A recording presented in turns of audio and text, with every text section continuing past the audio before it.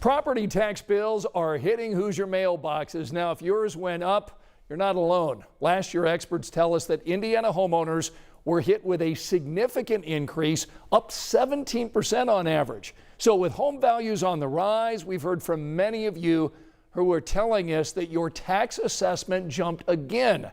Tonight, our Dustin Grove explains why relief may be in sight, but the fix won't be easy.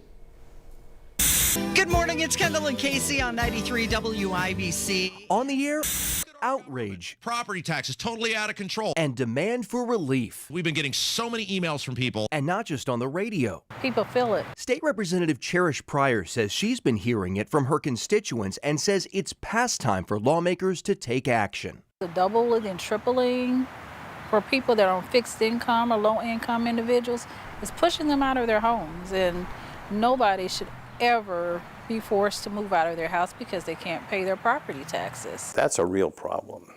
It's one thing to be unhappy about paying. It's another thing if you can't pay. Representative Ed Delaney sits on the House Ways and Means Committee. He says reforms more than a decade ago capped most residential property taxes at 1% of their assessed value. But they only can work so long when problems creep up. So we're going to have to make some adjustments.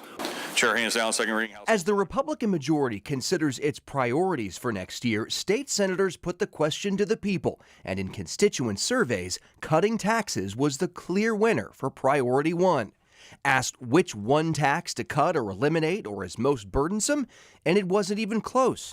Most chose property taxes. But property taxes pay for every community's essentials: police, fire protection, schools, keeping the streets paved and the garbage picked up. Reform is a delicate balance, so what would it look like? That's the question. We have to look at this holistically to resolve the problem. And until we do, we're going to tinker and shift around, and somebody's going to be hurt. Some have suggested using the state budget surplus to ease the burden on taxpayers. Other ideas include limiting how fast your assessed value can grow each year and freezing property taxes for seniors. Is that something that's doable, do you think?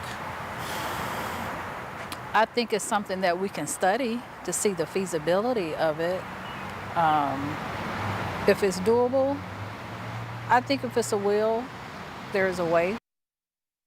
The candidates in the race for governor also addressed this in their last debate. They said tax reform is something that needs attention, including just simplifying or streamlining the assessment process so we can get a better understanding and so it's uniform across the state. Right now it's county by county. So Dustin, what kind of timeline are we talking about? Well, good question. Republicans hold the majority. I reached out to the chairman of the House Ways and Means Committee, Representative Jeff Thompson.